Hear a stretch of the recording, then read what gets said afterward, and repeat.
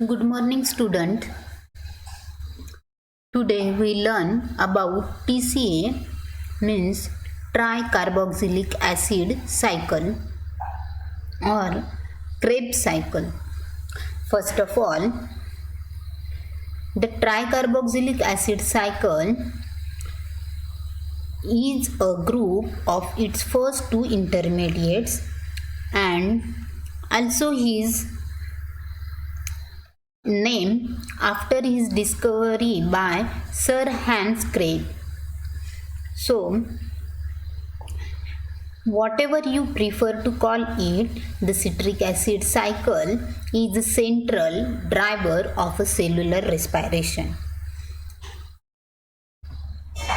This is the complete diagrammatic representation of a citric acid cycle, which is also called as a tricarboxylic acid cycle, Krebs cycle. So, what is the citric acid? Why it is called as a tricarboxylic acid cycle or Krebs cycle? Let them know about the tricarboxylic acid cycle, also known as a Krebs or citric acid cycle, which is the main source of energy for cells and important part of aerobic respiration. The cycle harnesses the available chemical energies of acetyl coenzyme A, which is also written as acetyl CoA, into the reducing power of nicotinamide adenine dinucleotide, that is NADH. Then the TCA cycle is the part of the larger glucose metabolism whereby glucose is oxidized to form pyruvate. One molecule of a glucose can be oxidized to form two molecules of pyruvate, which is then oxidized and enters in the TCA cycle as a acetyl coenzyme A. Later on, half of the intermediate on which the cycle depends are also the origin of the pathway, which leading to important compounds such as fatty acids, amino acids, porphyrins, etc. If any of these intermediate are thus derivated, the integrity of the Krebs cycle is get broken and the cycle no longer function as a normal. But if the production of essential energy can only be resumed if the derivated intermediate or a subsequent intermediate that leads to oxaloacetate can be replenished by analpharotic reaction, that is a refilling. Again, here is the first of all, that is a complete tricarboxylic acid cycle. Then come towards the what type of intermediates are developed over there, that is first citrate, second isocitrate, third one oxoglutarate, fourth one that is succinyl coenzyme A, then succinate, fumarate and maltate, and the last one that is a oxaloacetate, which is a oxaloacetic acid. So here is the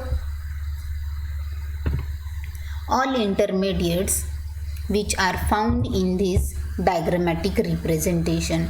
So first of all, you have to become with these all intermediates. That's why I put them over here. Then Krebs cycles having divided into 8 steps, and within that step what happened, that is the TCA cycle begins with an enzymatic aldol addition reaction of acetyl coenzyme to oxaloacetate which forming citrate. The citrate is isomerized by a dehydrogenation hydration sequences to yield 2R3S isocitrate. Then further enzymatic oxidation and decarboxylation gives 2-ketoglutarate. After another enzymatic decarboxylation and oxidation, 2-ketoglutarate is transformed into succinyl coenzyme A. Later on, the hydrolysis of this metabolite to succinate is coupled to the phosphorylation of guanosine diphosphate, which is called as GDP, that converted to guanosine triphosphate, which is energy rich molecule.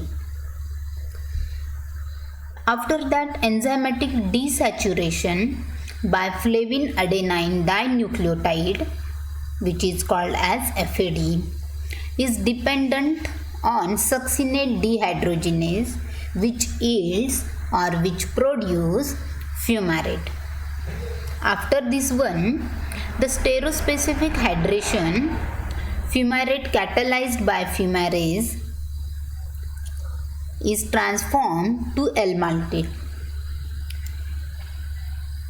Here is one confusion, and for that purpose I have again pronounced for this sentence.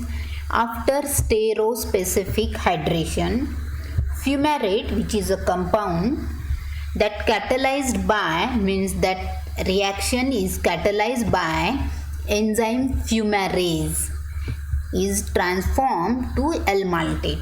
So catalyzed by fumarase is a enzymatic activity. Fumarate, it is a compound, and by the enzymatic activity it get transformed into L-maltate. So in this way we can understand each and every steps right from citrate to last one, that is a oxaloacetate, and the last step of that is a NAD coupled oxidation of a L-maltate to oxaloacetate is catalyzed by maltate dehydrogenase.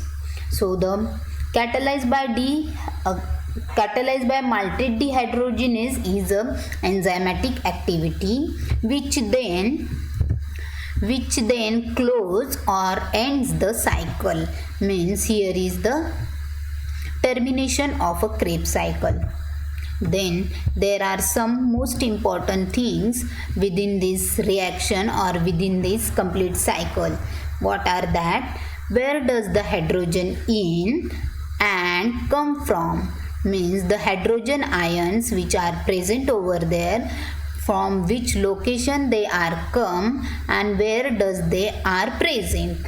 The reducing power at this stage is largely conserved as NADH, and the ubinyl, which is called as UQH2 in the mitochondrial inner membrane, which priors to a series of oxidation reaction that ends in water within a mitochondrial inner membrane.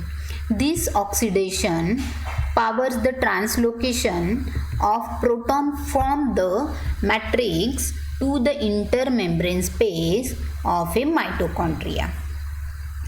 This leads to a potential gradient, that is proton pump, that derives the retrolocation of protons, retro means reverse, to the matrix and thus activates ATP synthesis.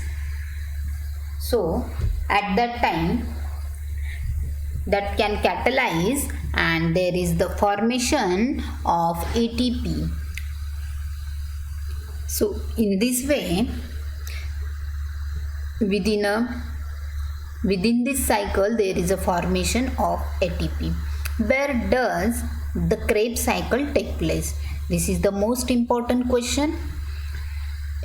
The TCA cycle was first observed in the muscle tissue of pigeon.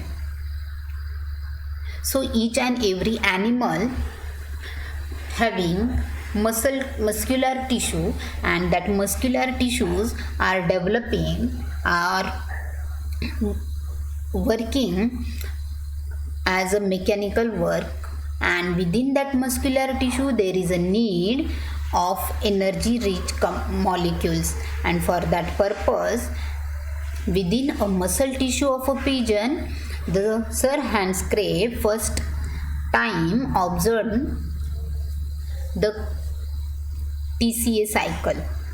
It takes place in all eukaryotic as well as prokaryotic cell. But in eukaryote it occurs in the matrix of the mitochondria, while in prokaryote it takes place in the cytosol. This is the main difference in between eukaryotic cells and prokaryotic cell. Then Krebs cycle has many more products. They are enlisted here. Before the Krebs cycle begins, a glucose molecule must be converted to acetyl coenzyme. This process yields or produce 2-acetyl coenzyme A molecule to be fed into the cycle because they are requiring over there. Then thus the cycle proceed twice per original glucose, means single original glucose molecule can take 2 rings of a cycle because there is a development of 2-acetyl coenzyme, and that single acetyl coenzyme can take single turn, then one another turn, and that's why it is called as a twice per original glucose molecule. This yields twice the product shown below, means each ring or each cycle can produce the following products. First of all, one TCA cycle turns yields 7 products. They are namely GTP, 3 NADH molecules, 1 FADH2 which converted to ubinyl H2 in the presence of coenzyme cubanine, and 2 carbon dioxide molecules.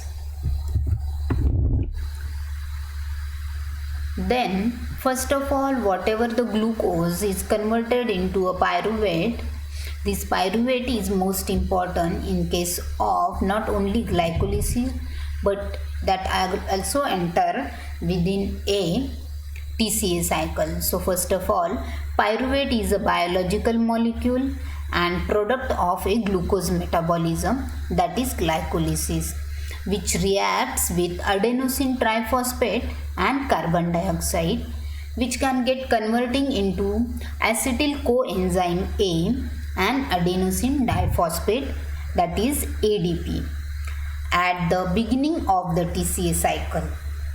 But after later on, it is often included in the introductory or preliminary steps of the cycle. But the pyruvate usually derives from the glycolysis product pyruvic acid, which quickly dissociates in most natural systems, leaving pyruvate.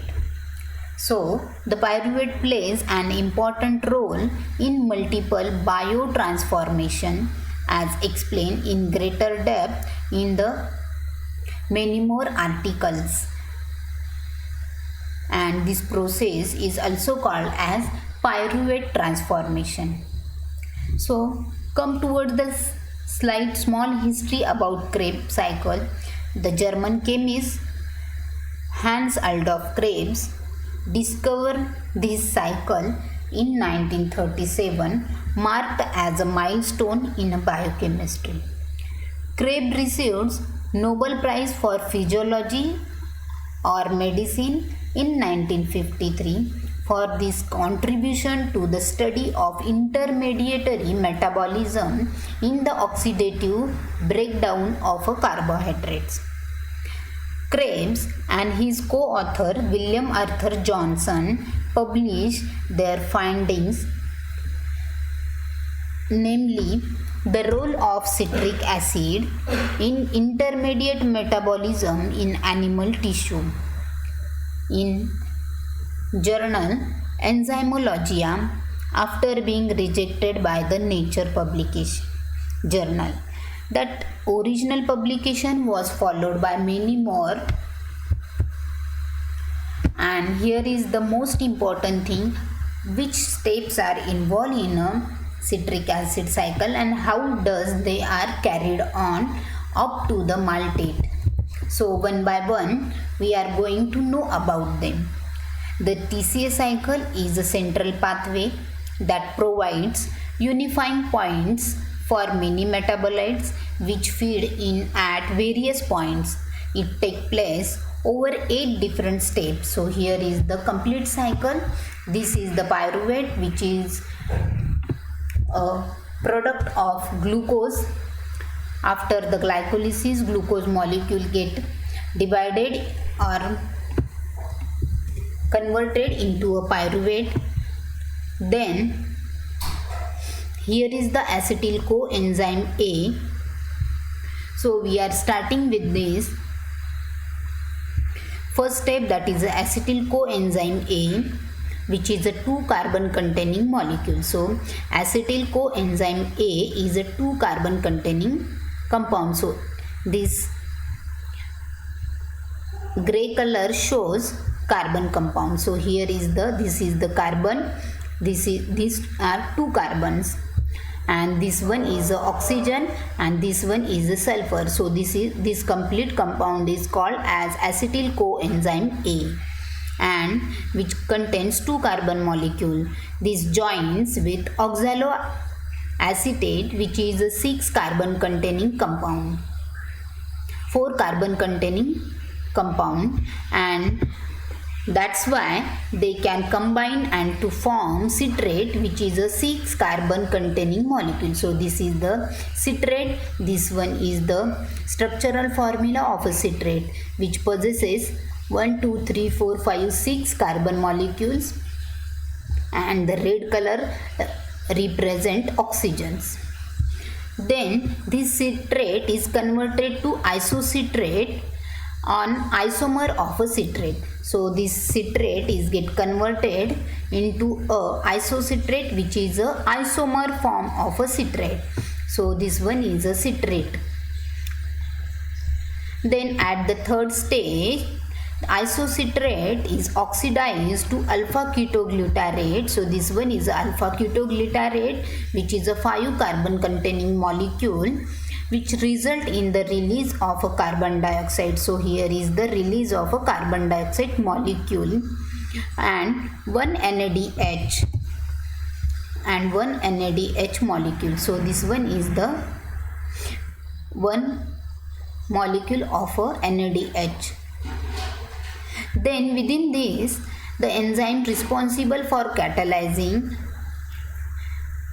that is isocitrate dehydrogenase. So this is the isocitrate dehydrogenase. This one is the isocitrate dehydrogenase. This is a rate limiting step, as isocitrate dehydrogenase is an allosteric enzyme that can control this complete step. Then come towards the fourth step, the alpha ketoglutarate is oxidized to form 4 carbon containing molecule. This binds to enzyme of forming succinyl coenzyme. So this molecule is developed as a second molecule of NADH is produced. So alongside a second molecule of carbon dioxide also get developed. Later on, at the fifth step, the succinyl coenzyme A is then get converted to succinate, which is a 4 carbon containing molecule, and one GTP molecule is get produced. So here is the development of a GTP. So this one is the GTP molecule. Then at the sixth step, succinate. This one is the succinate, which is a 4 carbon containing compound, is get converted into a fumarate. So this one is the fumarate, which is again a 4 carbon containing molecule, and a molecule of a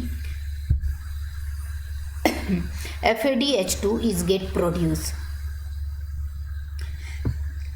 Likewise, at second last step, means 7th step, the fumarate is converted to maltate. So this one is a maltate, 4 carbon containing compound, and this maltate is then get converted into oxaloacetate.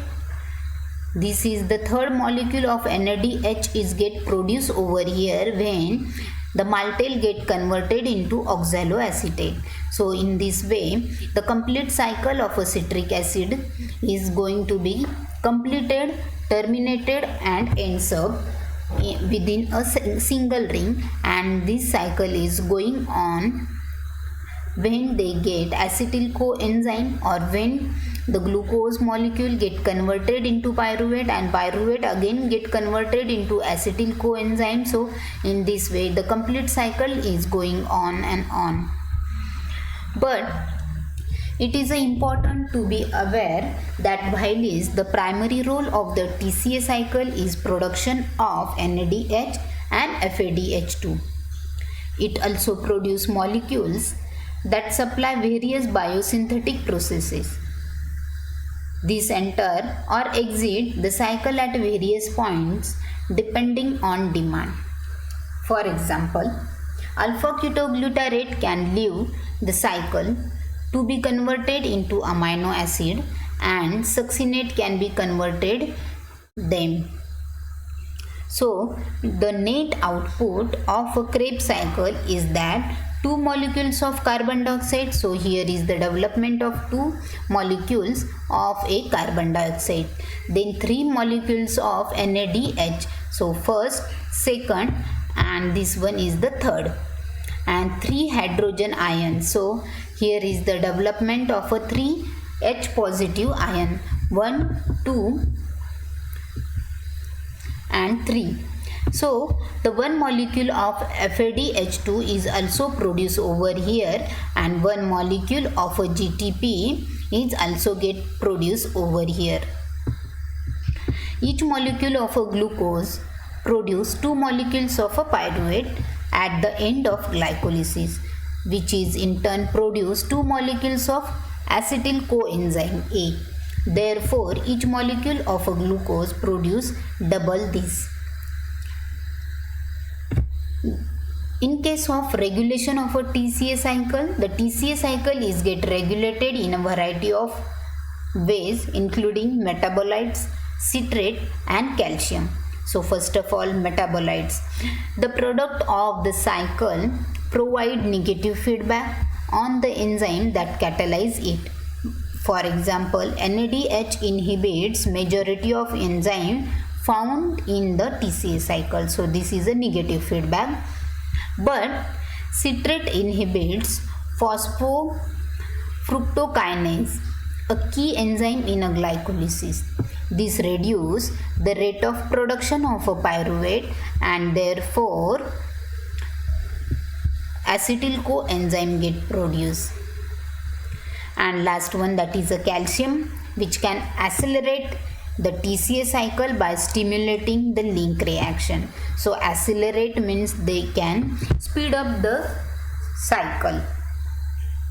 So in this way we have completed whatever the details are about TCA cycle. I hope you have get some idea or get complete understanding about a TCA cycle or Krebs cycle. So thank you for watching my lecture.